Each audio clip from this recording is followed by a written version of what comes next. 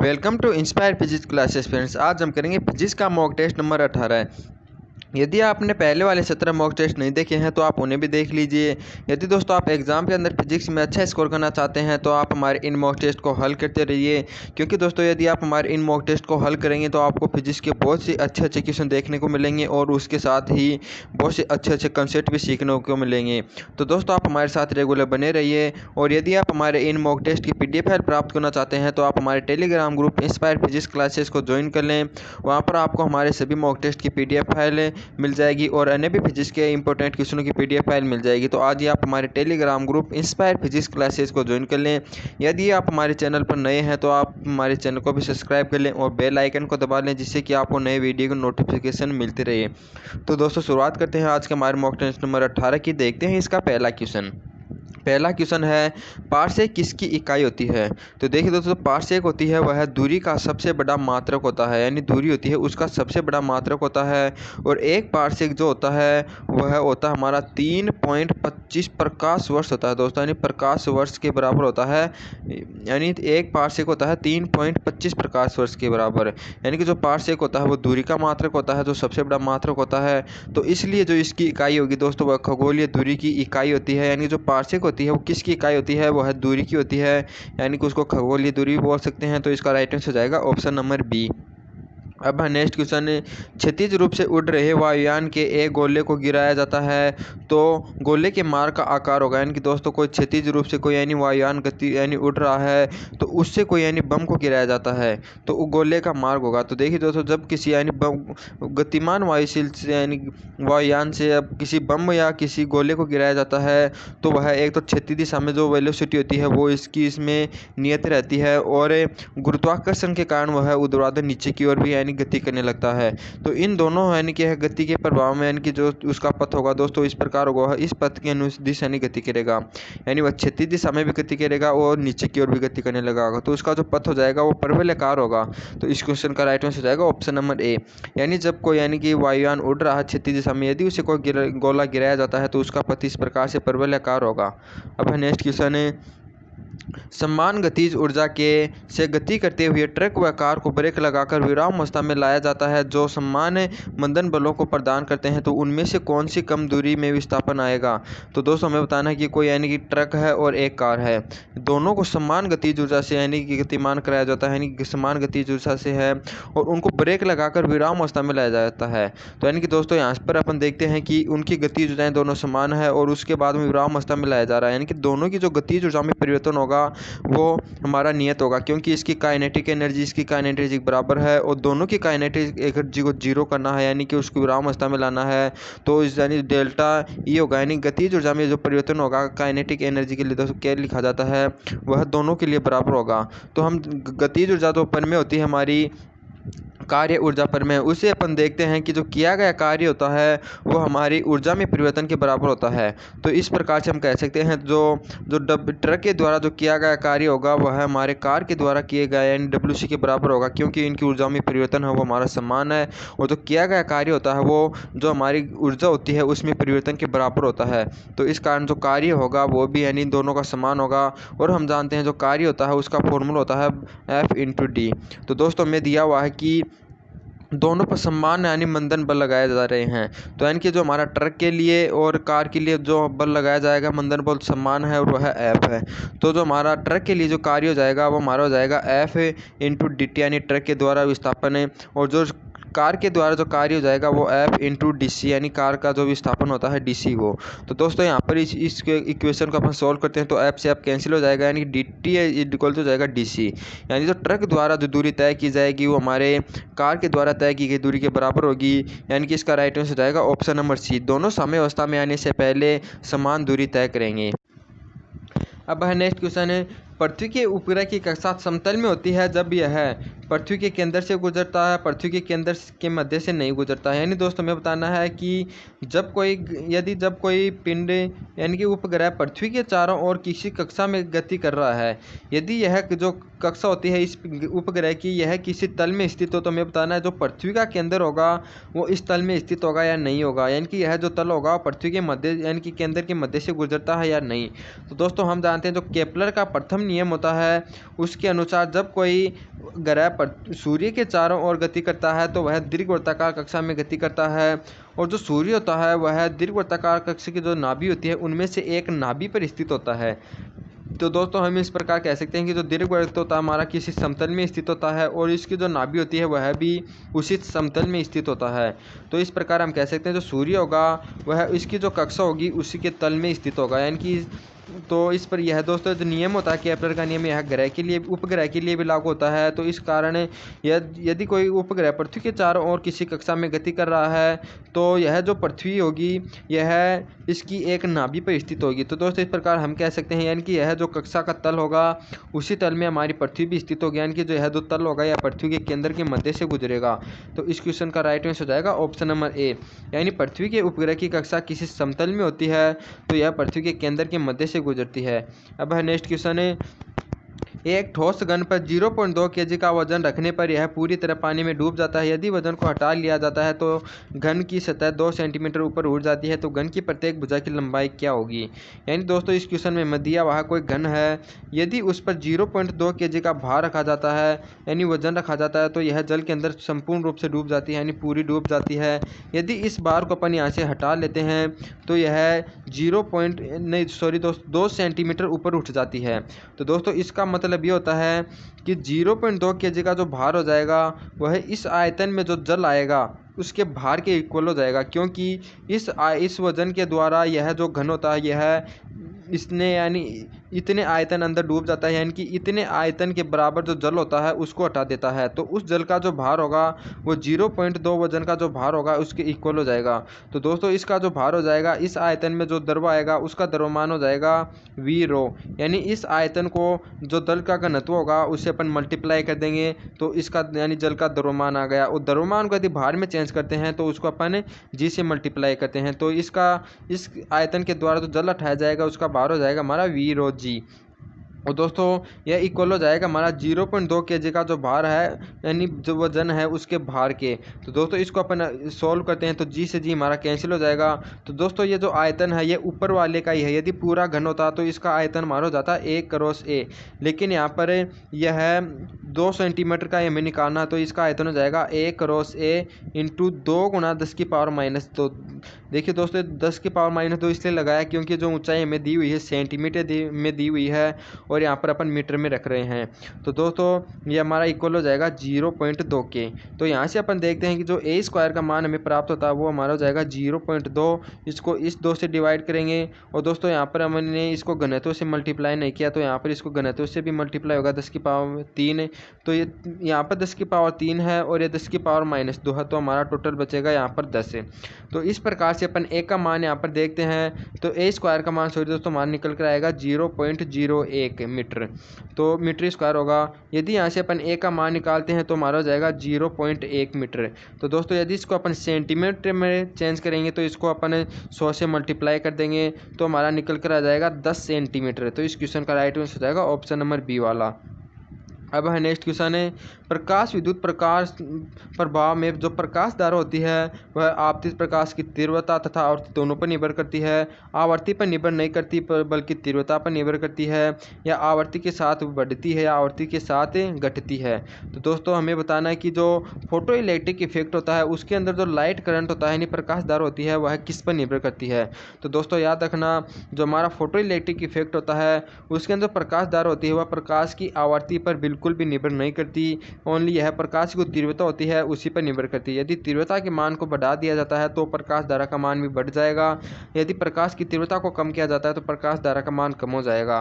तो दोस्तों इस क्वेश्चन का राइट आंसर हो जाएगा ऑप्शन नंबर बी वाला, यानी आपतित प्रकाश की आवृत्ति पर निर्भर नहीं करती किंतु आपतित प्रकाश की तीव्रता पर निर्भर करती है। और दोस्तों याद रखना जो फोटो इलेक्ट्रिक इफेक्ट होता है उसके अंदर जो निरोधी विभव होता है हमारा V0 यह तीव्रता पर निर्भर न करके आवर्ती पर निर्भर करता है। यानी आवर्ती के मान को यदि अपन बढ़ाते हैं तो वी नोट का मान भी हमारा बढ़ जाता है, और आवर्ती के मान को यदि अपन कम कर देते हैं तो वी नोट का मान भी हमारा कम हो जाता है। यानी यह ओनली आवर्ती पर निर्भर करता है, नहीं हमारा जो निरोधी विभव होता है उस पर ही निर्भर करता है। अब नेक्स्ट क्वेश्चन है, जब ब्रश को पानी में डुबोते हैं तो उसके बाल आपस में चिपक जाते हैं। यानी दोस्तों यानी हमारी ब्रश होती है और यदि इसको पानी में डुबो देते हैं तो इसके जो बाल होते हैं वो आपस में चिपक जाते हैं। किस कारण चिपकते हैं? तो दोस्तों यह जो पानी का जो पृष्ठ तनाव होता है, यानी जो पृष्ठ तनाव के कारण यह है ब्रश के जो बाल होते हैं वो आपस में चिपक जाते हैं, यानी ड्यू टू सरफेस टेंशन। यानी दोस्तों यहाँ पर इसको काट कर लेना सरफेस टेंशन, यानी जो पृष्ठ तनाव के कारण ही जो ब्रश के जो बाल होते हैं वो आपस में चिपक जाते हैं। दोस्तों बहुत ही इंपॉर्टेंट क्वेश्चन है, इसको याद कर लेना। अब है नेक्स्ट क्वेश्चन है, प्रकाश विद्युत प्रभाव में निरोधी विभव किस पर निर्भर करता है? यानी दोस्तों हमारा जो फोटोइलेक्ट्रिक इफेक्ट होता है उसके अंदर मैंने आपको बताया जो हमारा निरोधी विभव होता है वह किस पर निर्भर करेगा? वह आवर्ती यानी तीव्रता पर बिल्कुल भी निर्भर नहीं करता है, आवर्ती पर निर्भर करता है। और दोस्तों याद रखना जो हमारा उत्सर्जक पदार्थ होता है उसकी नेचर यानी उसकी प्रकृति पर भी निरोधी वी नोट होता है वो निर्भर करता है। तो इस क्वेश्चन का राइट आंसर हो जाएगा ऑप्शन नंबर डी, यानी यह प्रकाश की आवर्ती पर निर्भर करेगा और जो उत्सर्जक पदार्थ की जो प्रकृति है यानी नेचर ऑफ जो मटेरियल होती है उस पर भी डिपेंड करता है। अब है नेक्स्ट क्वेश्चन है, प्रकाश उत्सर्जन केवल तब होता है जब आपतित प्रकाश में एक निश्चित न्यूनतम से अधिक हो। यानी दोस्तों हमें बताना है कि किस चीज़ का मान यानी न्यूनतम से कम यानी न्यूनतम से अधिक रखा जाता है जिससे कि प्रकाश से जो विद्युत उत्सर्जन है वो हो जाए। तो दोस्तों याद रखना जो आवर्ती होती है यानी फ्रीक्वेंसी होती है यानी हमारी दहली आवर्ती होती है, यदि इससे अधिक आवर्ती का यदि प्रकाश अपन आपतित कराते हैं तो प्रकाश विद्युत उत्सर्जन होता है। अन्यथा यदि इससे यानी दहली आवर्ती से कम आवर्ती का यदि प्रकाश अपन इस पर आपतित कराते हैं तो हमारा कोई भी इलेक्ट्रॉन उत्सर्जित नहीं होगा, यानी कि प्रकाश विद्युत उत्सर्जन नहीं होगा। तो इस क्वेश्चन का राइट आंसर हो जाएगा ऑप्शन नंबर डी, यानी जब आवर्ती का मान निश्चित मान से यदि न्यूनतम रखा जाता है तो वह विद्युत उत्सर्जन नहीं होगा, लेकिन यदि उससे अधिक रखा जाता है तभी विद्युत उत्सर्जन होता है, तो यह होता है आवर्ती के लिए। अब है नेक्स्ट क्वेश्चन है, प्रकाश की तरंग दैर्ध्य यानी पदार्थ तरंग की तरंग दैर्ध्य किस पर निर्भर करती है? यानी दोस्तों हमें बताना जो पदार्थ तरंग होती है उसकी तरंग दैर्ध्य किस पर निर्भर करेगी? यानी दोस्तों हमें पता है कि यानी कि जब यानी पदार्थ होता है यानी जो पार्टिकल होते हैं उनकी वेलोसिटी को मान को यानी अधिक कर दिया जाए यानी बहुत अधिक कर दिया जाए तो हमारे जो पदार्थ होता है वह भी हमारी तरंग के रूप में परिवर्तित हो जाता है। यानी जब पदार्थ की यानी कोई मास होता है उसकी वेलोसिटी बहुत ही अधिक हो तो वह रेज के अंदर परिवर्तित हो जाती है, यानी वेव्स के यानी जो तरंग के अंदर परिवर्तित हो जाती है। तो दोस्तों उसको बोलते हैं अपन पदार्थ तरंग, यानी पदार्थ की वेलोसिटी बढ़ाने पर जो तरंग के रूप में यानी कार्य कर लेती है यानी तरंग के गुण दर्शाने लग जाती है तो उसको अपन पदार्थ तरंग बोलते हैं।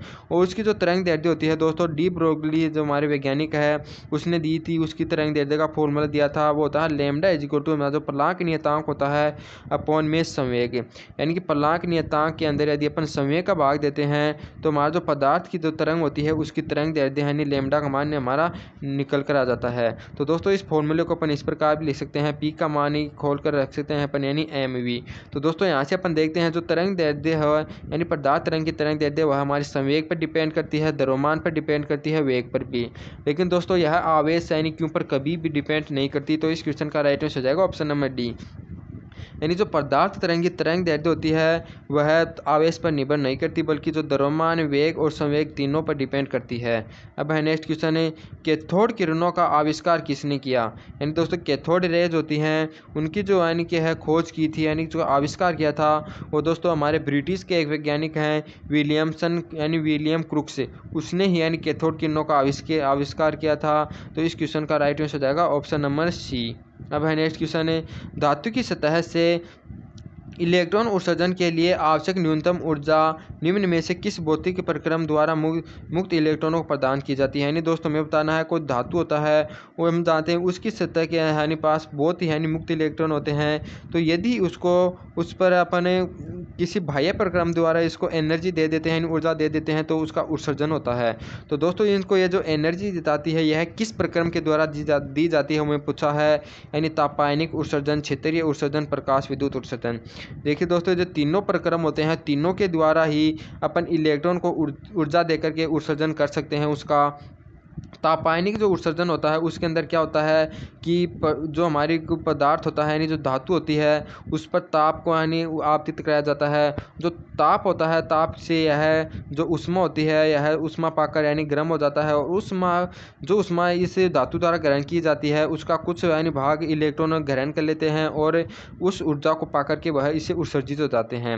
और इसी प्रकार क्षेत्रीय उत्सर्जन और प्रकाश विद्युत उत्सर्जन द्वारा भी यानी जो इलेक्ट्रॉन होते हैं वह ऊर्जा पाकर के उसे उत्सर्जित होते हैं। तो इस क्वेश्चन का राइट आंसर हो जाएगा ऑप्शन नंबर ए, यानी तीनों प्रक्रम ऑप्शन नंबर डी होगा, सॉरी दोस्तों, यानी कि तीनों प्रक्रम द्वारा जो इलेक्ट्रॉन होते हैं वो ऊर्जा पाकर के उत्सर्जित हो सकते हैं। अब नेक्स्ट क्वेश्चन है, चुंबकीय गुणों के आधार पर ऑक्सीजन का संबंध होता है। यानी तो ऑक्सीजन के यदि अपन चुंबकीय गुणों को देखते हैं तो वह दोस्तों अनुचुंबकीय पदार्थों में शामिल किया जाता है। दोस्तों याद रखना, जो ऑक्सीजन का जो संबंध होता है वो अनुचुंबकीय पदार्थ होता है। तो इस क्वेश्चन का राइट आंसर हो जाएगा ऑप्शन नंबर सी। अब है नेक्स्ट क्वेश्चन है, किसी तरंग संचरण के लिए द्वितीयक तरंगिकाओं का विचार सर्वप्रथम किसने किया था। यानी दोस्तों हमारी तरंग होती है उसकी जो ये एक तरंगाग्र होता है और ये द्वितीय तो तरंगाग्र होता है, इसका जो विचार सर्वप्रथम प्रस्तुत किया था वो हमारे वैज्ञानिक है हाइगेन ने। यानी जो हाइगेन का तरंगाग्र का सिद्धांत है वो उसी के द्वारा ही हाइगेन ने जो द्वितीय तरंगाग्र होता है उसके यानी विचार को प्रस्तुत किया था। तो इस क्वेश्चन का राइट आंसर हो जाएगा ऑप्शन नंबर बी, यानी तो हाइगेन है उसी ने ही द्वितीय तरंगिकाओं का जो विचार है वो प्रस्तुत किया। अब नेक्स्ट क्वेश्चन है, कोबाल्ट 60 आमतौर पर विकिरण चिकित्सा में प्रयुक्त होता है क्योंकि यह उत्सर्जित करता है। यानी दोस्तों जो कोबाल्ट 16 होता है यानी कोबाल्ट 60 है वह हमारा चिकित्सा में जो हमारा कैंसर के रोगी होती हैं उनके इलाज के लिए काम में लिया जाता है। यानी कोबाल्ट 16 होता है यह गामा किरणों को यानी जो गामा किरणें होती है उनका उत्सर्जन करता है। यदि इन गामा किरणों के हमारी जो कैंसर की सेल होती है यदि उन पर यदि आपतित कराया जाता है तो कैंसर का निर्माण करने वाली जो कोशिकाएं होती हैं, सेल्स होती हैं, उसको यह नष्ट कर देता है। तो जो कोबाल्ट 16 होता है उसका चिकित्सा के रूप में यानी चिकित्सा में प्रयुक्त किया जाता है क्योंकि यह गामा किरणें उत्सर्जित करता है और इन गामा किरणों से जो कैंसर के रोगी होती है उनकी जो कैंसर को उत्पन्न करने वाली जो कोशिकाएं होती हैं उनको नष्ट कर दिया जाता है। तो दोस्तों जो कोबाल्ट होता है यह गामा किरणों को उत्सर्जित करेगा और इसी कारण इसे चिकित्सा में प्रयुक्त किया जाता है। तो इस क्वेश्चन का राइट आंसर हो जाएगा ऑप्शन नंबर सी। अब नेक्स्ट क्वेश्चन है, सीमांत वेग हासिल कर लेने के पश्चात शांत द्रव में गिर रही वस्तु का त्वरण होगा। यानी दोस्तों ये याद रखना, सीमांत वेग क्या होता है, यानी जब कोई द्रव है, शांत द्रव है, यदि उसके अंदर कोई ऊपर से मुक्त रूप से गिरती हुई यानी कोई वस्तु को उस द्रव के अंदर गिराया जाता है तो उसकी वेलोसिटी का मान जो हमारा पदार्थ होगा उस पर यानी जो शांत द्रव होता है उसके कारण शांत बल लगता है। और दोस्तों जो शांता बल होता है वह इसकी जो वेलोसिटी है उसको कम कर देता है, यानी कि उस पर ऊपर की ओर बल लगाएगा जिसकी इसकी वेलोसिटी के मान में कम हो जाएगा, यानी जिसका जो त्वरण होता है जी उसके मान में कम हो जाता है। लेकिन कुछ समय पश्चात इसका जो वेग होता है वो नियत हो जाता है, यानी कि उस और कम नहीं होता। तो दोस्तों उस वेग को अपन कहते हैं सीमांत वेग। तो यानी कि सीमांत वेग क्या होता है, जब किसी वस्तु को किसी शांत द्रव में गिराया जाता है तो कुछ समय बाद उसकी वेलोसिटी नियत हो जाती है। जो नियत वेलोसिटी होती है उसी को अपन सीमांत वेग कहते हैं। तो इसके अंदर हमें त्वरण पूछा है तो हम आपको बता रहे हैं कि जो सीमांत वेग होता है उसके अंदर जो वेलोसिटी नियत होती है तो दोस्तों उसके अंदर जो त्वरण हो जाएगा वो शून्य हो जाएगा, यानी सीमांत वेग के बाद वेलोसिटी में कोई परिवर्तन नहीं होता है। तो इसके कारण हम कह सकते हैं कि जो त्वरण होगा वो हमारा शून्य प्राप्त होगा। तो इस क्वेश्चन का राइट आंसर हो जाएगा ऑप्शन नंबर ए वाला। अब है नेक्स्ट क्वेश्चन है, सरल आवर्त गति करते हुए कण का आयाम ए है, एक आवर्तकाल में कण के द्वारा तय की गई दूरी क्या है। यानी दोस्तों में पूछा गया है कि कोई कण है वो सरल आवर्त गति कर रहा है और एक आवर्तकाल यानी ये एक आवर्तकाल इतना होता है यानी एक कंपन में लिया गया समय। तो दोस्तों इसके अंदर जो कण होगा वह कितनी दूरी तय करेगा यदि इसका आयाम ए दिया हुआ हो। तो देखिए दोस्तों सर्वप्रथम यदि कण यहाँ पर होता है तो यहाँ पर जाता है तो यह एक आयाम यानी ए के इक्वल दूरी तय कर लेता है। फिर से यदि यह माध्यम स्थिति पर आता है तो प्लस एक और यानी आयाम के बराबर दूरी तय कर लेता है। फिर दोस्तों यह नेगेटिव डायरेक्शन के अंदर फिर से आयाम के बराबर दूरी तय करता है तो इसका एक और आयाम दूरी तय करता है। फिर से यदि माध्यम स्थिति पर आता है तो एक और आयाम की दूरी तय कर लेता है। यानी एक आवर्तकाल के अंदर यह आयाम के 4 यानी कि 4 टाइम्स दूरी तय करता है, यानी 4a हो जाएगी इसकी तय की गई दूरी। यानी कि एक बार a यहाँ पर हो जाएगी, यहाँ पर 2a हो जाएगी, यहाँ पर आते ही 3 हो जाएगी, यहाँ पर 4a। यानी एक आवर्तकाल के अंदर जो कण द्वारा तय की गई दूरी होती है वो हमारी होती है 4a यदि इसका आयाम a हो तो। अब है नेक्स्ट क्वेश्चन है, माध्यम में ताप में परिवर्तन परिवर्तित ताप करता है, यानी कि दोस्तों कोई माध्यम है, यदि उसके अंदर यदि ताप को परिवर्तित किया जाता है तो कौन सी राशि परिवर्तित होगी। तो दोस्तों याद रखना, हम जानते हैं जब किसी माध्यम यदि टेम्परेचर को परिवर्तन करते हैं तो उसके जो पार्ट यानी कि कण होते हैं, पदार्थ के कण, माध्यम के कण होते हैं, उनका जो वेग होती है, वेलोसिटी, उसका फॉर्मूला होता है gamma R T upon M. तो दोस्तों यहाँ से अपन देखते हैं इसकी वेलोसिटी का मान परिवर्तित होता है, लेकिन हमें ऑप्शन में कहीं पर भी वेलोसिटी नहीं दी हुई है। तो इस कारण हम जानते हैं जो माध्यम की जो अणुओं की जो वेलोसिटी होती है उसका फॉर्मूला होता है उसकी आवर्ती अपॉन तरंग दैर्ध्य यानी लैम्डा। और हम जानते हैं किसी माध्यम के लिए आवर्ती का मान हमेशा यानी समान होता है, यह है माध्यम के लिए आवर्ती का मान परिवर्तित नहीं होता। तो यहाँ से अपन देख सकते हैं यदि v का मान यदि टेम्परेचर बढ़ाने पर यदि बढ़ेगा तो तरंग दैर्ध्य का मान यानी कम हो जाता है। तो दोस्तों यहाँ से हम निकालते हैं यदि माध्यम के ताप में यदि परिवर्तन करते हैं जो परिवर्तित होने वाली राशि होगी वह ध्वनि तरंगों की तरंग दैर्ध्य होगी, क्योंकि उसकी वेलोसिटी का मान ताप बढ़ाने पर बढ़ जाता है और वेलोसिटी का मान बढ़ने के कारण उसकी जो तरंग दैर्ध्य होती है वह कम हो जाएगी। तो इस क्वेश्चन का राइट आंसर हो जाएगा ऑप्शन नंबर सी। दोस्तों जो आवृत्ति होती है वह आवर्ती माध्यम के लिए समान होती है, तो यह परिवर्तित नहीं होगी। अब है नेक्स्ट क्वेश्चन है, अर्धगोला धनात्मक एक समान रूप से धनात्मक आवेशित किया जाता है तो केंद्र से दूर किसी व्यास पर किसी बिंदु पर विद्युत क्षेत्र होगा।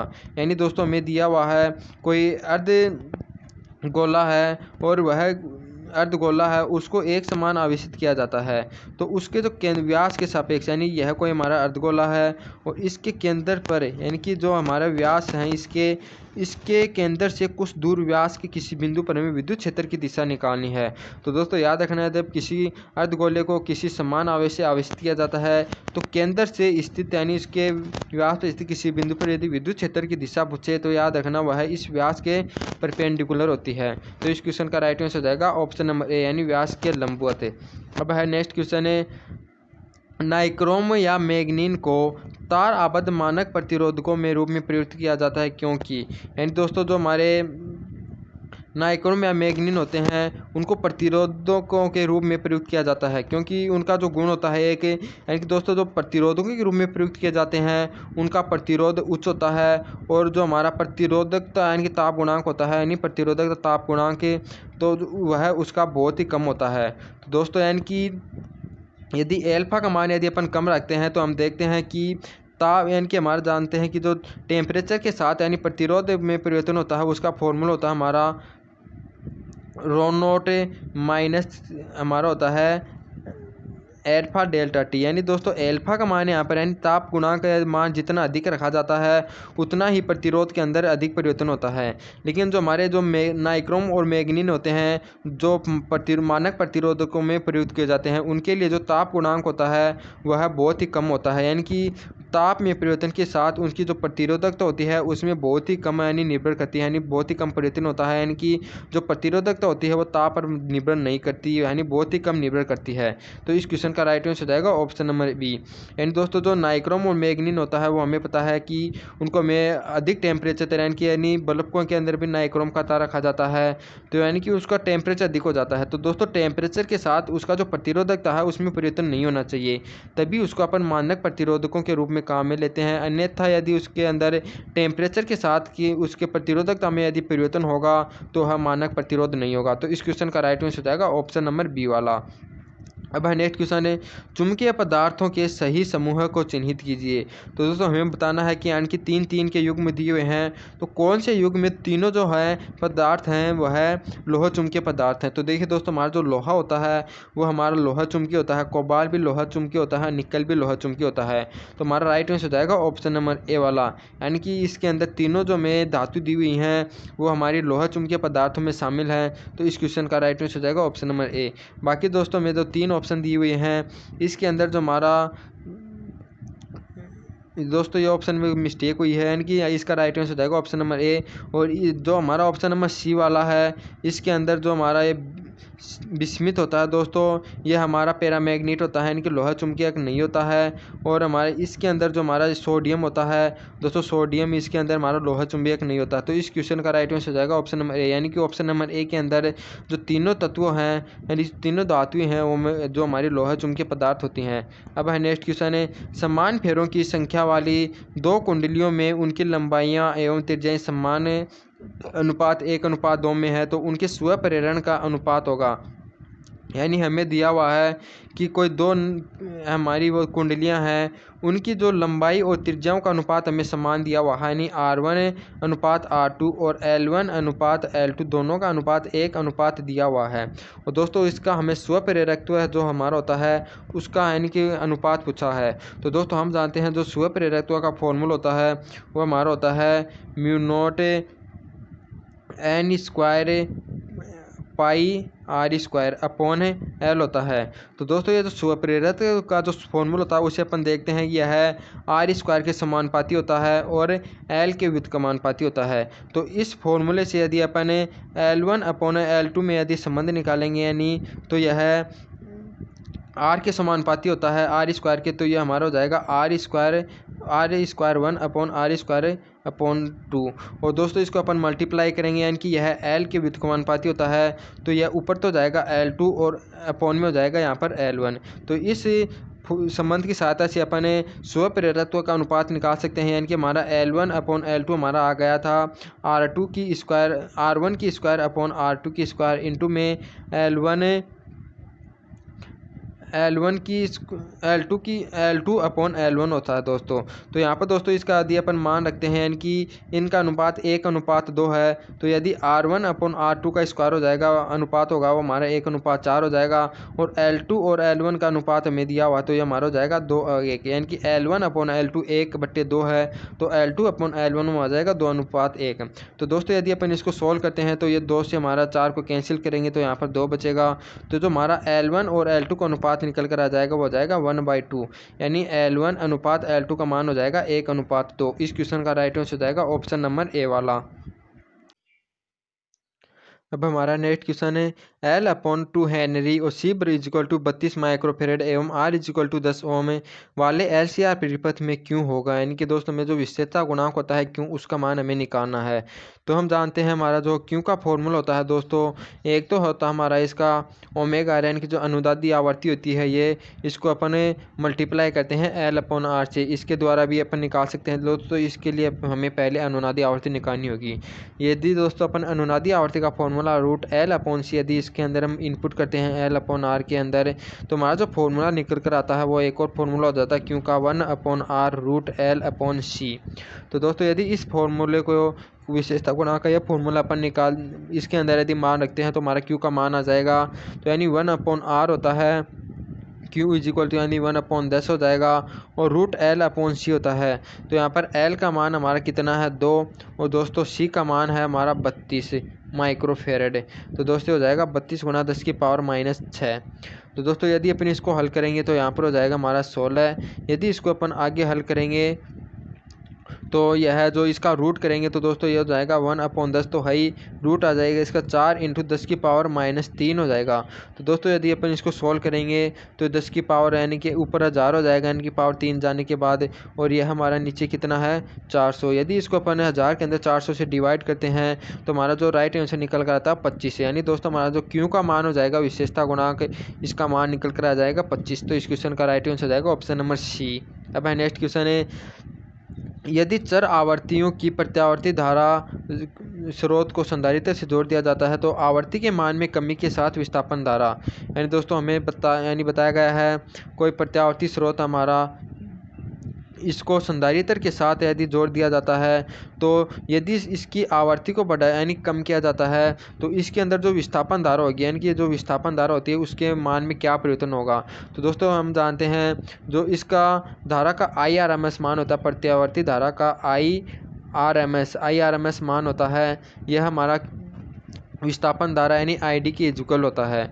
और दोस्तों हम जानते हैं जो IRMS का मान होता है IRMS, इसका जो मान होता है वो हमारा होता है यानी कि इसका जो VRMS मान होता है अपॉन में इसका प्रतिरोध यानी XC, यानी कि जो संधारित्र का जो प्रतिघात होता है ये।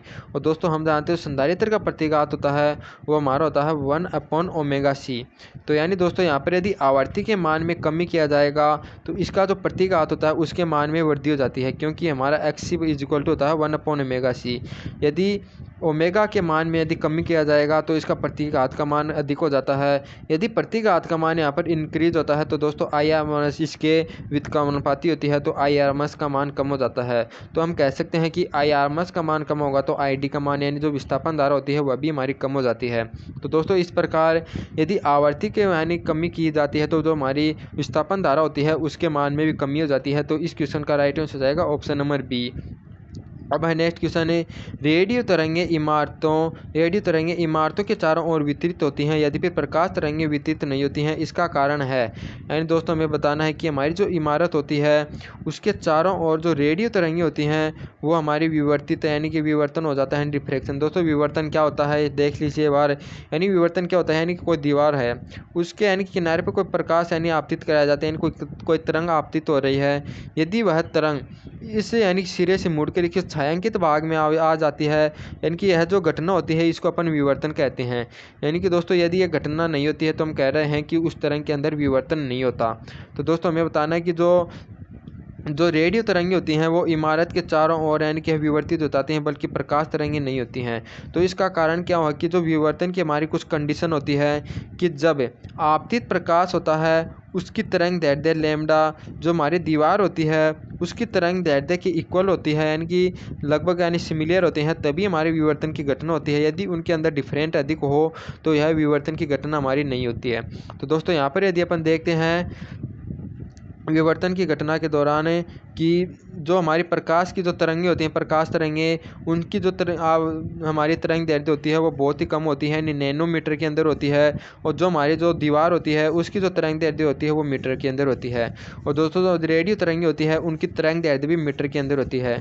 तो हमारी जो दीवार और जो रेडियो तरंगें होती है उनकी तरंग दैर्ध्य लगभग सिमिलर होती हैं, बल्कि प्रकाश तरंगें होती हैं और जो हमारी दीवार होती है उनकी जो तरंगें होती हैं उनकी जो तरंग दैर्ध्य होती है उसमें बहुत अधिक डिफरेंट हो जाता है। तो इस कारण यह विवर्तन प्रदर्शित नहीं करती। तो दोस्तों यही कारण होगा जो प्रकाश की अपेक्षा अधिक तरंग दैर्ध्य होती है, इनकी जो हमारी रेडियो तरंगें होती हैं उनकी जो तरंग दैर्ध्य होती है वो प्रकाश की अपेक्षा अधिक होती है। तो इस क्वेश्चन का राइट आंसर हो जाएगा ऑप्शन नंबर बी।